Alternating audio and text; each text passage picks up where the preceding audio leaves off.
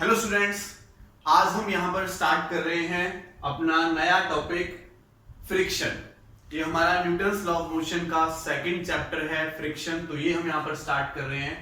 Friction क्या होता है, फ्रिक्शन को हम यहाँ पर फील करते हुए समझेंगे। देखो, अगर एक ऑब्जेक्ट हमारा यहाँ पर रखा हुआ है, इस पर हम एक फोर्स अप्लाई करते हैं, ठीक है। मैंने थोड़ा फोर्स लगाया पहले इस पर, तो ये मूव नहीं कर रहा। ज्यादा लगाया तो उसने मूव करना स्टार्ट कर दिया, ठीक है। और जैसे फोर्स लगाना बंद किया तो ये रुक गया।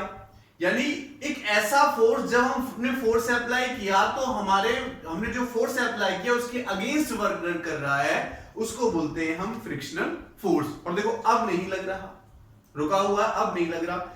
जैसे हम फोर्स अप्लाई करते हैं तो ये लगना स्टार्ट हो जाता है। ओके, तो क्या है ये? Opposing force that comes into play when a body move or try to move over the surface of another body. Okay, अगर मैं लेट करता हूं कि ये एक सरफेस है हमारा और इस सरफेस पर ये एक ऑब्जेक्ट रखा हुआ है। इस ऑब्जेक्ट पर अगर मैं इस डायरेक्शन में फोर्स अप्लाई करता हूं तो एक अपोजिट डायरेक्शन में हमारा फोर्स लगता है जो इसके मोशन का अपोज करता है, जिसको बोलते हैं हम फ्रिक्शनल फोर्स। दोबारा से डेफिनेशन सुनने इसकी क्या होगी? It is the opposing force that comes into play when a body move or try to move over the surface of another body. अगर कोई बॉडी दूसरे के सरफेस पर मूव करेगी या मूव करने की कोशिश भी करेगी, तब जब हमारे पास एक अपोजिंग फोर्स डेवलप होता है, प्रोड्यूस होता है, उसको बोलते हैं हम फ्रिक्शनल फोर्स। क्लियर है बच्चों? ओके। फ्रिक्शनल फोर्स बच्चों हमारा टू टाइप का होता है। एक होता है हमारा external force, external frictional force, और एक होता है बच्चों हमारा internal frictional force. External force कब लगता है? जब एक बॉडी दूसरी बॉडी के ऊपर एक्चुअल में मूव करने की कोशिश करती है या मूव करती है, तब ये अप्लाई होता है, ठीक है। जब एक बॉडी दूसरी बॉडी के सरफेस पर मूव करेगी या करने की कोशिश करेगी, तब हमारा एक्सटर्नल फ्रिक्शनल फोर्स अप्लाई होता है। और इंटरनल फ्रिक्शन फोर्स हमारा कब लगता है? Between the layers of the liquid, between the layers of the liquid when liquid is in motion, liquid is in motion। तो हमारा इंटरनल फ्रिक्शनल फोर्स लगता है जब कोई लिक्विड हमारा मोशन में होता है, जब कोई लिक्विड हमारा मोशन में होता है तब हमारा इंटरनल फ्रिक्शनल फोर्स लगता है। तो इसके बारे में हम 7th यूनिट में बिल्कुल डीपली पढ़ेंगे। तो अभी हम यहां पर पढ़ेंगे एक्सटर्नल फ्रिक्शनल फोर्स के बारे में। एक्सटर्नल फ्रिक्शनल फोर्स हमारा मेनली 3 टाइप का होता है। First, static friction, static friction,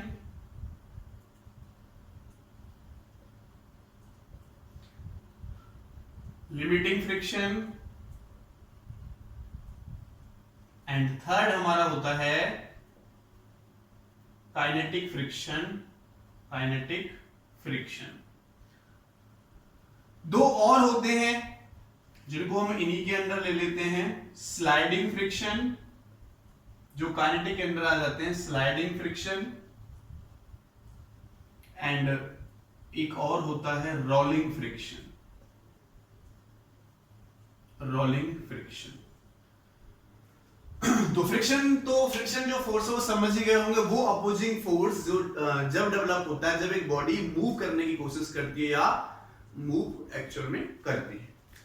okay, अब एक्सटर्नल फ्रिक्शनल फोर्स मेनली हमारे 3 टाइप के होते हैं, स्टैटिक, लिमिटिक, काइनेटिक। 2 और होते हैं, काइनेटिक के पार्ट होते हैं स्लाइडिंग और रोलिंग, जिनके बारे में डिस्कस करूंगा यहाँ पर। स्टैटिक फ्रिक्शन हमारा क्या होता है? स्टैटिक फ्रिक्शन, देखो ये हमारे पास एक ऑब्जेक्ट है, ओके। अगर मैं इस पर इस डायरेक्शन में फोर्स अप्लाई करता हूं तो ये हमारा इधर मूव करेगा या नहीं करेगा, ये इस बात पर डिपेंड करेगा कि हम कितना फोर्स अप्लाई कर रहे हैं। देखो ये हमारा एक ऑब्जेक्ट रखा हुआ है, ये हमारा इसके ऊपर एक ऑब्जेक्ट रखा हुआ है, ठीक है बच्चों। अब अगर इस पर मैं फोर्स अप्लाई करता हूं इस डायरेक्शन में, तो ये मूव करेगा या नहीं करेगा, डिपेंड करेगा कि मैं फोर्स कितना लगा रहा हूं। मैंने थोड़ा फोर्स लगा रखा, नहीं कर रहा, ज्यादा फोर्स लगाऊंगा मूव करना स्टार्ट कर देगा। ये बुक रखी हुई है मेरे हैंड पर, इस पर मैं फोर्स लगा रहा हूं इस डायरेक्शन में, ये मूव नहीं कर रहा, लेकिन ज्यादा फोर्स अप्लाई करूंगा तो ये मूव करना स्टार्ट करेगा। ओके, तो ये डिपेंड करती है हमारा कि हमने कितना फोर्स अप्लाई किया, ये मूव करेगी या नहीं करेगी, उस फोर्स पर डिपेंड करेगी। तो देखो स्टैटिक फ्रिक्शन क्या होता है, जब मैंने इस डायरेक्शन में इस बॉडी पर फोर्स लगाया तो इस डायरेक्शन में एक फोर्स इंड्यूस हो जाएगा, एक फोर्स, अपोजिंग फोर्स बोलेंगे इसको, लगना स्टार्ट हो जाएगा, ठीक है।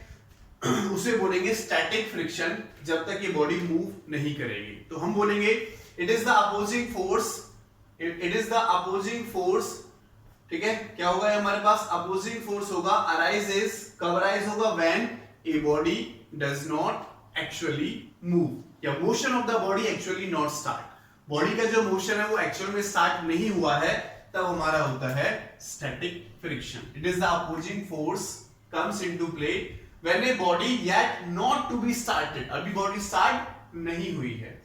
नेक्स्ट हमारे पास आता है बच्चों लिमिटिंग फ्रिक्शन। लिमिटिंग फ्रिक्शन क्या होता है, देखो अगर मैं ऐसी बॉडी की बात करता हूं, ये मैंने यहां पर रखा हुआ है, यहां पर मैं फोर्स अप्लाई कर रहा हूं, एक ऐसा पॉइंट आएगा जिसके बाद ये मूव करना स्टार्ट हो जाएगा। अभी मैंने फोर्स लगा रखा है, एक ऐसा पॉइंट आएगा जिसके बाद ये मूव होना स्टार्ट हो जाएगा, तो वो मैक्सिमम अपोजिंग फोर्स जिसके बाद अगर मैं फोर्स अप्लाई करता हूं और वो मूव करना स्टार्ट कर देता है, उस मैक्सिमम अपोजिंग फोर्स को बोलते हैं हम limiting friction. Maximum opposing force को बोलते हैं लिमिटिंग फ्रिक्शन। तो क्या है ये, मैक्सिमम अपोजिंग फोर्स है। और एक हमारे पास होता है बच्चों काइनेटिक फ्रिक्शन, जब बॉडी मूव करना स्टार्ट कर देगी तो तब भी एक बैकवर्ड फोर्स लगा हुआ है पीछे की तरफ जो उसके मोशन का अपोज करेगा, ठीक है। जब बॉडी मूव करना स्टार्ट हो जाएगी तो एक बैकवर्ड फोर्स लगा हुआ है, जैसे ही फोर्स हटाऊंगा वो रुक जाएगी उस बैकवर्ड फोर्स की वजह से, तब हमारे पास काइनेटिक फ्रिक्शन डेवलप होगा। तो काइनेटिक फ्रिक्शन की डेफिनेशन क्या हो जाएगी, it is the opposing force comes into play when a body is actually moving, जब एक बॉडी एक्चुअल में मूव कर रही होगी तब जो अपोजिंग फोर्स होगा उसको बोलेंगे हम काइनेटिक फ्रिक्शन। नेक्स्ट हमारे पास आता है स्लाइडिंग फ्रिक्शन। नेम से पता चल रहा है अगर कोई बॉडी स्लाइड कर रही है, फिसल रही है, तब जो अपोजिंग फोर्स लगता है उसको बोलते हैं स्लाइडिंग फ्रिक्शन। और इसका भी हमें नेम से पता चल रहा है रोलिंग फ्रिक्शन। अगर एक बॉडी एक्चुअल में किसी दूसरी बॉडी के ऊपर रोल कर रही है, ठीक है, ऐसे रोल करते हुए जा रही है, तो उसको बोलेंगे, जो अब मैक्सिमम अपोजिंग फोर्स लगेगा उसको बोलेंगे हम रोलिंग फ्रिक्शन। ओके बच्चों, तो ये बात आपको समझ में आ गई होगी, ये बात आपको समझ में आ गई होगी। अब हम नेक्स्ट टॉपिक की तरफ चलते हैं, लॉज ऑफ लिमिटिंग फ्रिक्शन, ठीक है। फ्रिक्शन के लॉज की बात करते हैं, laws of limiting kinetic static friction. तो फर्स्ट हम लेते हैं बच्चों लॉज ऑफ फ्रिक्शन की ही हम सिंपली बात कर लेते हैं। लॉज ऑफ फ्रिक्शन क्या होता है, देखो यहां पर अभी मैंने एक बॉडी बनाई कि ये हमारे पास एक सरफेस है और इस सरफेस पर ये बॉडी हमारी रखी हुई है। तो हमें पता है बच्चों इसका जो वेट है mg वो नीचे की तरफ अप्लाई होगा, और इस वाले सरफेस पर जो नॉर्मल रिएक्शन है वो ऐसे ऊपर की तरफ लगेगा, ये तो हमको पता ही है, ठीक है। अब अगर मैं इस डायरेक्शन में फोर्स अप्लाई करता हूं तो एक फ्रिक्शनल फोर्स इस नीचे वाले सरफेस के बीच में, उस ब्लॉक के बीच में डेवलप हो जाएगा, इसको मैं स्मॉल f से डिनोट कर रहा हूं, वो क्या होगा, फ्रिक्शनल फोर्स होगा। तो लॉज ऑफ लिमिटिंग फ्रिक्शन में, लॉज ऑफ फ्रिक्शन में फर्स्ट पॉइंट हमारा ये कहता है force of friction is directly proportional to the normal reaction.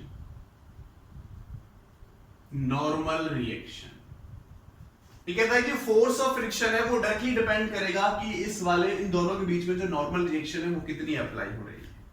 Okay, तो force of friction is directly proportional हो जाएगा बच्चों नॉर्मल रिएक्शन के। ये हमारा फर्स्ट लॉ है फ्रिक्शन का, ठीक है। सेकेंड लॉ हमारा कहता है कि force of friction does not depend on the area, area पर डिपेंड नहीं करता है फोर्स ऑफ फ्रिक्शन। थर्ड हमारा force of friction depend on nature of the bodies in contact. जो बॉडीज हमारे कॉन्टैक्ट में हैं, उनका नेचर कैसा, उस पर डिपेंड करेगा, एरिया पर डिपेंड नहीं करेगा। और जो फोर्थ लॉ हमारा इसका कहता है बच्चों, फोर्थ लॉ कहता है कि जो फोर्स ऑफ फ्रिक्शन है हमारा, ये हो गया, ठीक है, direction of force of friction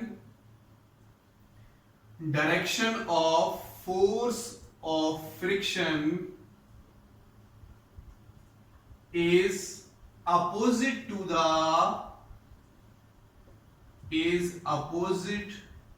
the direction of motion of the body, direction of motion of the body। जिधर बॉडी मूव करेगी उस डायरेक्शन के अपोजिट डायरेक्शन में हमारा फ्रिक्शनल फोर्स लगेगा। जैसे बॉडी फोर्स मैंने इधर लगाया और इधर मूव कर रहा है, तो यहां पर जो हमारे पास फ्रिक्शनल फोर्स लगेगा इसके अपोजिट डायरेक्शन में लगेगा। ठीक है, एक प्रॉपर्टी इसकी और समझ लें, जो फ्रिक्शन फोर्स है, frictional force is self adjusting force है,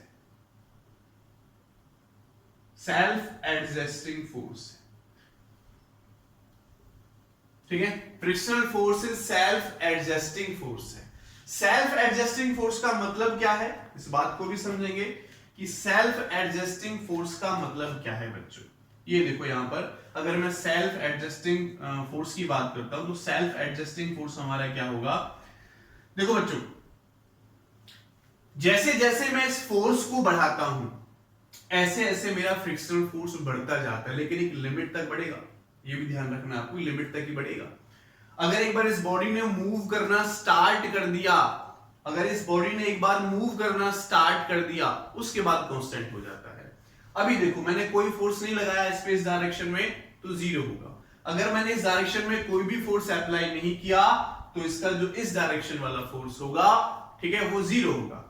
जैसे मैंने 1 न्यूटन लगाया, ये अपने आप सेल्फ एडजस्ट करेगा, 1 न्यूटन हो गया।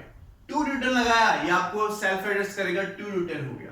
इस टाइप से क्या होगा, सेल्फ एडजस्टिंग फोर्स है। मैं इसको बढ़ाता जाऊंगा, ये इधर बढ़ता जाएगा, एक ऐसा पॉइंट आएगा जब ये मैक्सिमम फ्रिक्शनल फोर्स हो जाएगा। मैंने 10 लगाया, 10 ये इधर लग रहा है, उसके बाद जैसे मैं 11 न्यूटन फोर्स लगाता हूं, ये मूव करना स्टार्ट कर देगा और इसका एक कांस्टेंट फ्रिक्शनल फोर्स हो जाएगा। उसके बाद ये हमारा अपने आप को इंक्रीज नहीं कर सकता है, ठीक है। इसको न्यूमेरिकल्स हम इसके डिस्कस करेंगे तो ये आपको बात समझ में आएगी कैसे अपने आप को सेल्फ एडजस्ट करता है frictional force.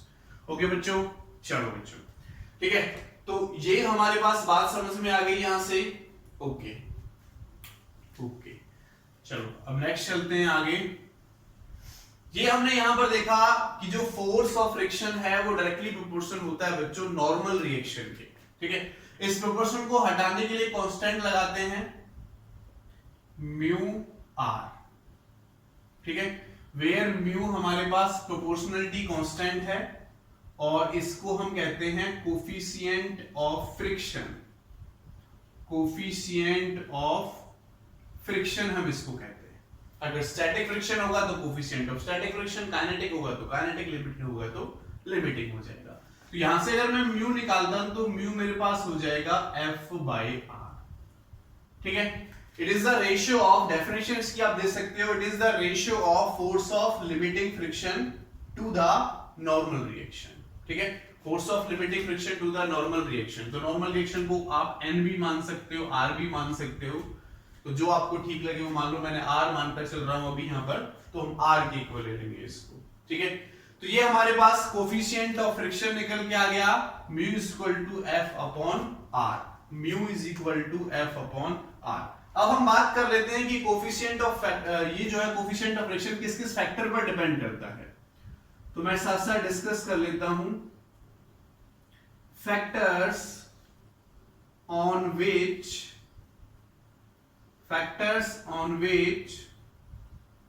coefficient of friction depend।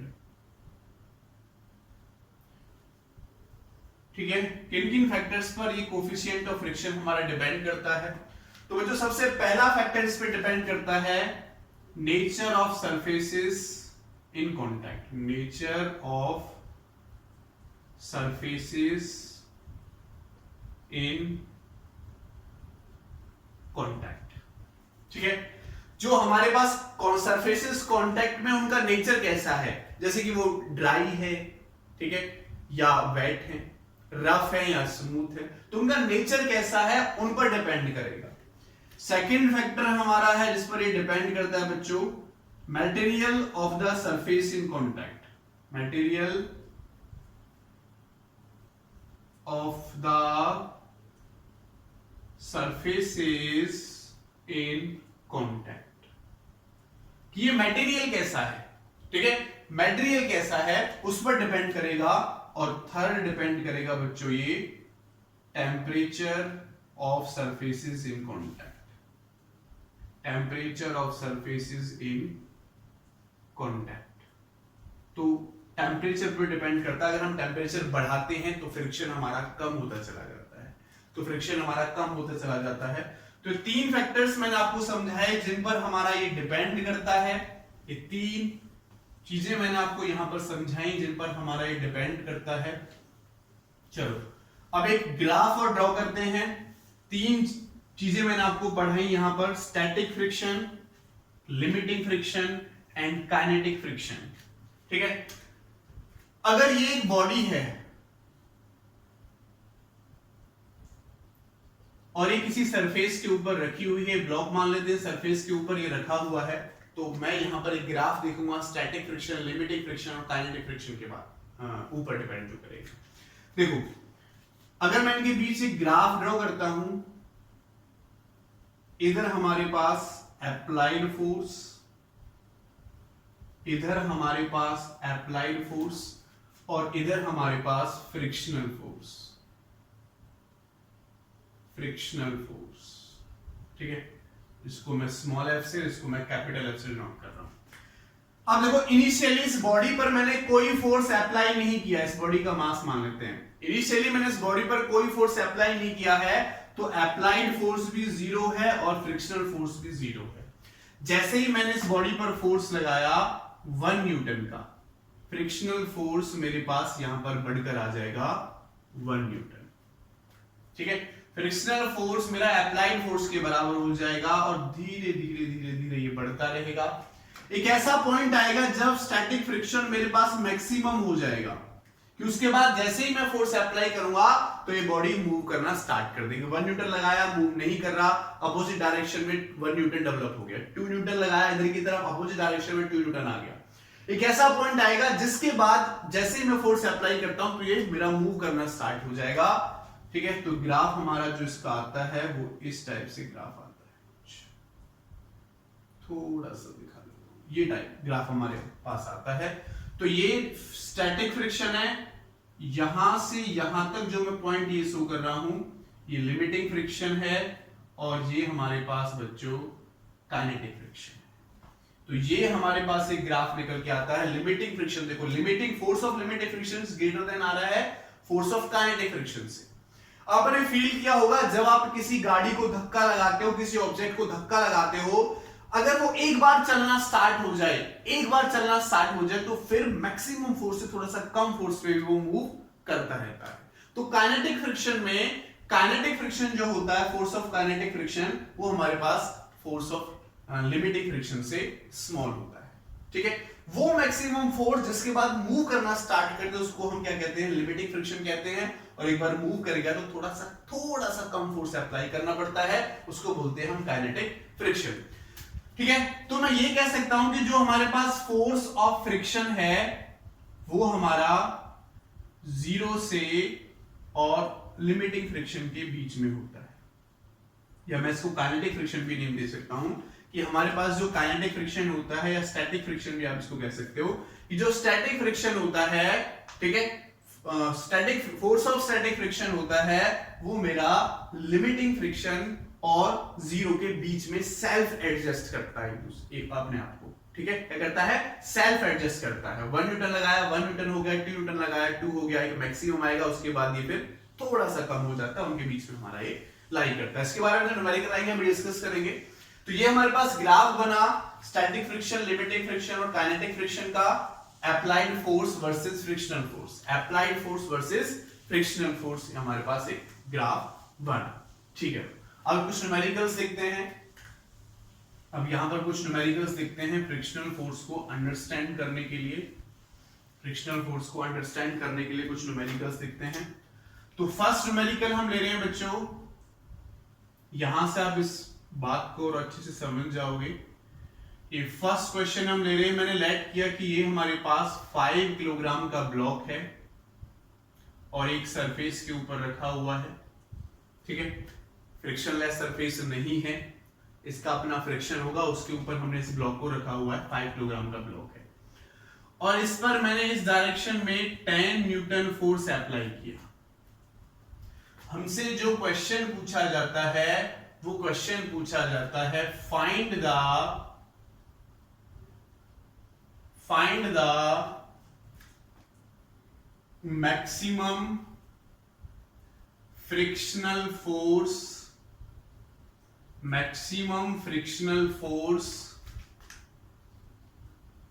And acceleration of the block, acceleration of the block.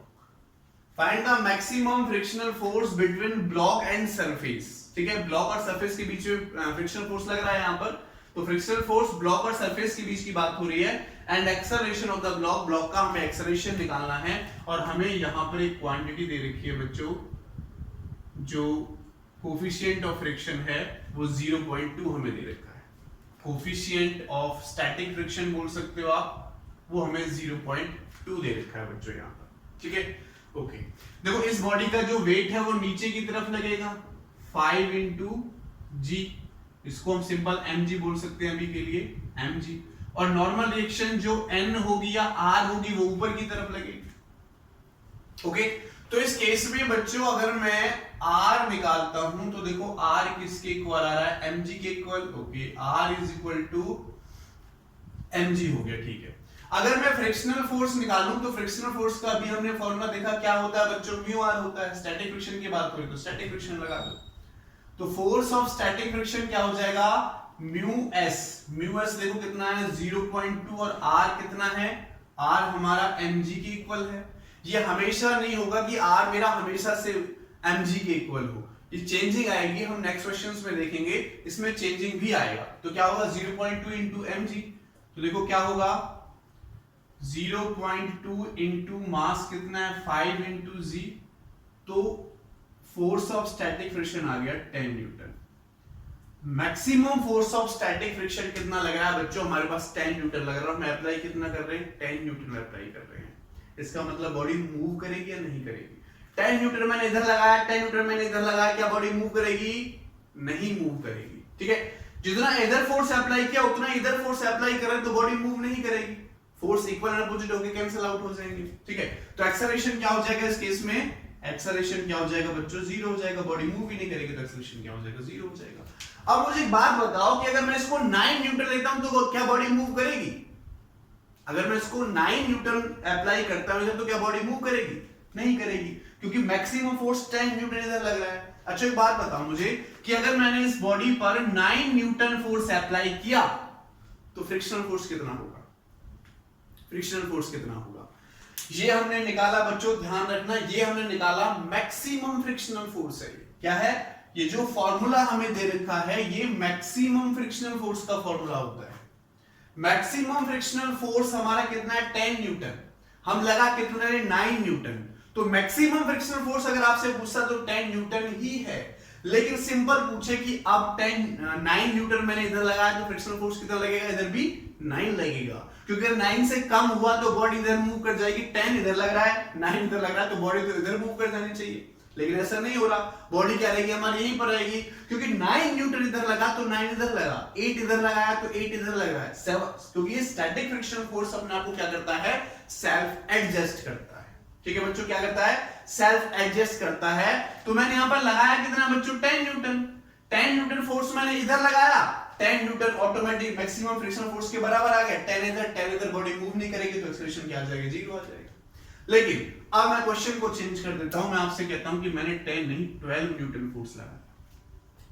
कितना लगाया, 12 न्यूटन फोर्स अप्लाई किया। अब इसमें निकालो कि मैक्सिमम फ्रिक्शन फोर्स कितना होगा, एक्सेलरेशन कितना होगा। अगर देखो मैं 12 न्यूटन फोर्स अप्लाई करता हूं और मैक्सिमम फ्रिक्शन फोर्स निकालता हूं तो उसका फॉर्मूला तो यही है, मैक्सिमम फ्रिक्शन फोर्स का फॉर्मूला। तो ये हमने लगा दिया, मैक्सिमम फ्रिक्शन फोर्स फॉर्मूला मेरे पास आ गया 10 न्यूटन। एक्सेलरेशन अब निकालना है। तो देखो, अब देखो मैक्सिमम फ्रिक्शनल फोर्स से इधर अप्लाइड फोर्स ज्यादा हो गया तो बॉडी मेरा इधर मूव करना स्टार्ट हो जाएगी, और मान लेते हैं इधर वो ए एक्सेलरेशन से मूव कर रही है ना। बॉडी कब मूव करेगी, जब अप्लाइड फोर्स फ्रिक्शनल फोर्स से, मैक्सिमम फ्रिक्शनल फोर्स से ज्यादा हो जाएगा। इस बात को नोट कर लो, माइंड में सेट कर लो, body move if applied force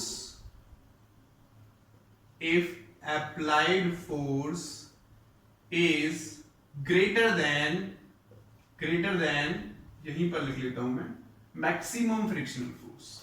maximum frictional force से अगर ये हमारा अप्लाइड फोर्स ज्यादा होगा तभी बॉडी मूव करेगी, वरना बॉडी मूव नहीं करेगी।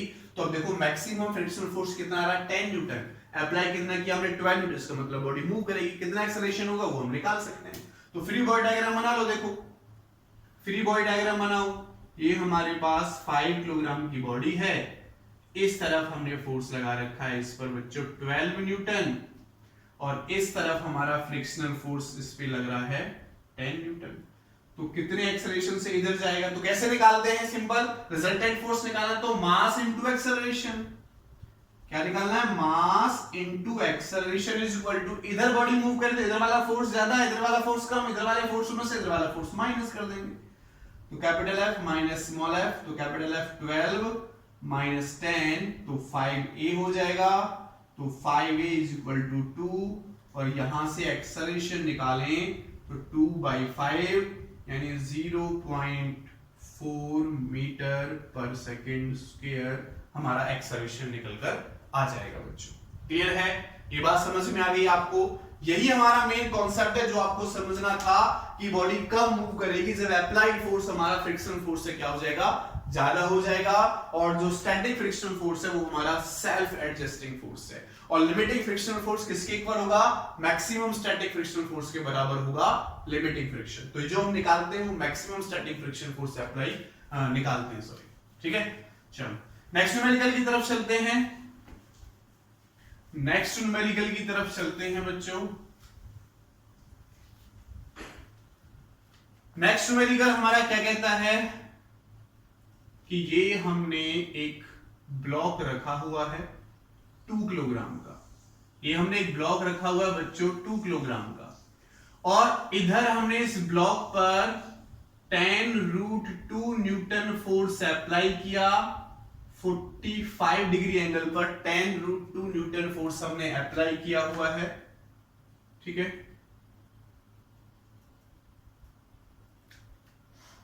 तो इसका जो कोफिशिएंट ऑफ फ्रिक्शन हमें दे रखा है, कोफिशिएंट ऑफ फ्रिक्शन इसका वो म्यू हमें दे रखा है 0.3। तो हमारा आपसे क्वेश्चन है find the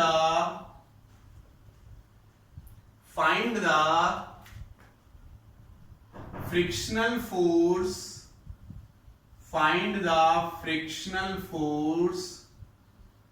between block and surface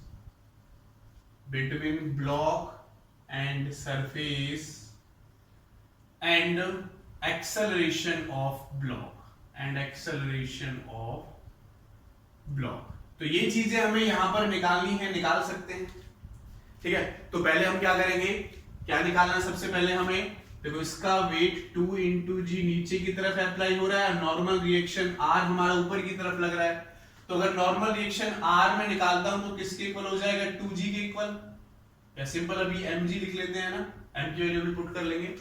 तो frictional force, maximum frictional force अगर मैं निकालता हूं बच्चों, तो मैक्सिमम फ्रिक्शनल फोर्स कितना आएगा देखो, मैक्सिमम फ्रिक्शनल फोर्स कितना होगा देखो, म्यू r के इक्वल होता है, और r कितना है बच्चों mg है, तो म्यू कितना दे रखा है 0.3, m है 2 और g की वैल्यू लेते हैं 10, तो 6 न्यूटन मैक्सिमम फ्रिक्शनल फोर्स हमारा निकल कर आ गया, जो इस ब्लॉक पर इस डायरेक्शन में लगेगा, मैक्सिमम फ्रिक्शनल फोर्स 6 न्यूटन लगेगा। अब इसका ये वाला कंपोनेंट निकालें तो ये क्या हो जाएगा बच्चों, f cos 45 डिग्री, ठीक है, f कितना है 10√2 और cos 45 की वैल्यू 1/√2 यानी 10 न्यूटन फोर्स हमारा इधर हो जाएगा, ठीक है, 10 न्यूटन फोर्स हमारा इधर हो जाएगा। अच्छा अब देखो बच्चों यहां पर एक बात आ रही है, F cos थीटा इधर हुआ, F sin थीटा इधर होगा, F sin 45 जो हमारा 10 न्यूटन के इक्वल ही आएगा, 10 न्यूटन इधर लग रहा है, 10 न्यूटन इधर लग रहा है, ठीक है, 10 न्यूटन इधर अप्लाई हो रहा है, 10 न्यूटन इधर अप्लाई हो रहा है, तो देखो नॉर्मल रिएक्शन में चेंज आ जाएगा, नॉर्मल रिएक्शन में चेंज हो जाएगा, तो इसकी वैल्यू ये नहीं होगी। नॉर्मल रिएक्शन कितनी होगी ये देखो, देखो दो फोर्स ऊपर लग रहे हैं, एक फोर्स हमारा नीचे अप्लाई हो रहा है, दो फोर्स ऊपर, बॉडी तो हमारी मूव नहीं कर रही, ना ऊपर जा रही ना नीचे जा रही, इसका मतलब ऊपर वाले फोर्स नीचे वाले फोर्सेस के इक्वल है, तो हम लिख सकते हैं F sin 45 degree plus R is equal to 2 into G, या mg भी आप इसको लिख सकते हो, ठीक है। तो यहां से अगर आप R निकालते हो तो वो हो जाएगा 2G minus F sin 45 degree, तो R क्या हो जाएगा 2 इंटू G की वैल्यू 10 है बच्चों, माइनस F की वैल्यू 10√2 और sin 45 पे भी √2 से √2 कटेगा, तो R मेरे पास आ गया बच्चों 10 न्यूटन निकल गया, R की वैल्यू कितनी आ गई 10 न्यूटन निकल कर आ गई। तो अगर मैं फ्रिक्शनल फोर्स निकालता हूं तो क्या हो जाएगा mu mg, sorry mu mg नहीं म्यू r, क्योंकि अब mg नहीं रहा है हमारे पास, r की वैल्यू चेंज हो गई है, तो F equal to mu r होता है हमारे पास। तो देखो मैक्सिमम स्टैटिक फ्रिक्शनल फोर्स अगर मैं निकालता हूं तो म्यू की वैल्यू कितनी है 0.3, r की वैल्यू 10, तो ये हमारे पास 3 न्यूटन आया, 3 Newton maximum static frictional force है, और हम अप्लाई कितना कर रहे हैं देखो इस डायरेक्शन में 10 न्यूटन, तो बॉडी मूव कर जाएगी, अगर 3 से कम होता तो बॉडी मूव नहीं करती। अप्लाइड फोर्स कितना है इस डायरेक्शन देखो 10 न्यूटन, तो बॉडी हमारी मूव कर जाएगी, ठीक है। तो एक्सेलरेशन भी निकाल लेते हैं, मैक्सिमम स्टैटिक फ्रिक्शन फोर्स हमने निकाल लिया, एक्सेलरेशन निकालो, एक्सेलरेशन निकालते हैं देखो क्या होगा, ये हमारे पास 2 किलोग्राम का ब्लॉक है, इधर फोर्स लग रहा है बच्चों 10 न्यूटन, ठीक है, 10 न्यूटन फोर्स अप्लाई हो रहा है, इधर हमारे पास जो फ्रिक्शनल फोर्स आया बच्चों 3 न्यूटन का निकल कर आया है, तो इसका एक्सेलरेशन हमें निकालना है, तो हमें तरीका पता है, mass into acceleration resultant force, mass into acceleration is equal to, इधर ज्यादा फोर्स है तो इधर वाले फोर्स में से इधर वाला फोर्स माइनस कर देंगे, तो क्या हो जाएगा a इंटू ये F 10 माइनस 3 डिवाइडेड बाई 2 यानी 7/2 यानी 3.5 मीटर पर सेकेंड स्क्वायर इसका एक्सेलरेशन निकल कर आ जाएगा बच्चों, ठीक है, इसका 3.5 मीटर पर सेकेंड स्क्वायर एक्सेलरेशन निकल कर आ जाएगा, ठीक है। चलो तो नेक्स्ट क्वेश्चन की तरफ चलते हैं, नेक्स्ट क्वेश्चन की तरफ चलते हैं, नेक्स्ट न्यूमेरिकल,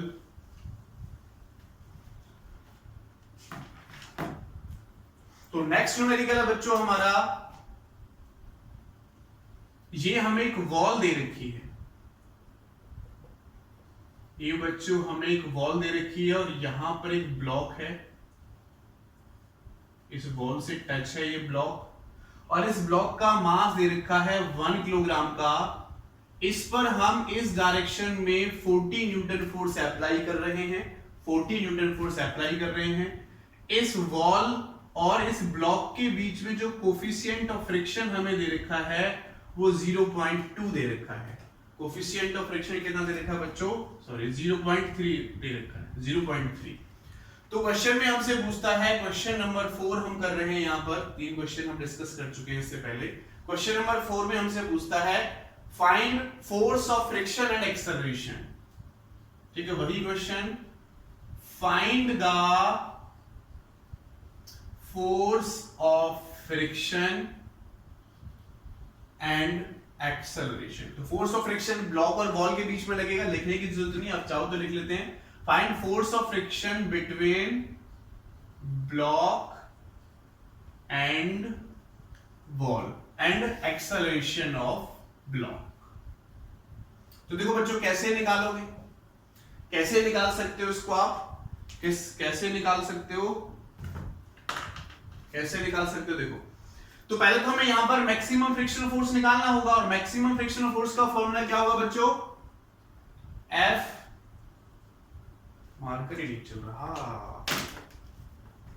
तो क्या हो जाएगा? देखो, F is equal to mu R, ये फ्रिक्शनल फोर्स का फॉर्मूला होता है। चलो, म्यू तो हमें दे रखा है, म्यू तो हमें दे रखा है, कितना है? 0.3। आर कितना होगा? इस वॉल पर देखो नॉर्मल रिएक्शन कितनी लगेगी? 40 हमने इधर अप्लाई की, तो 40 इधर ही लगेगा, पूरे का पूरा 40 को ही ट्रांसफर कर देगा इस डायरेक्शन में। ठीक है, पूरे 40 को ये हमारा इधर ट्रांसफर कर देगा, तो 40 इस पे इधर अप्लाई हो रहा है और 40 हमारा इस पे इधर लग रहा है। ठीक है, तो 40 से इसकी आप मल्टीप्लाई कर दो, नॉर्मल रिएक्शन कितना हो जाएगा? 40। तो यहां से जो फ्रिक्शनल फोर्स हमारा आएगा 12 न्यूटन फ्रिक्शनल फोर्स इस पे इस डायरेक्शन में अप्लाई हो रहा है, यानी ऊपर की तरफ फ्रिक्शनल फोर्स लग रहा है हमारा कितना? 12 न्यूटन।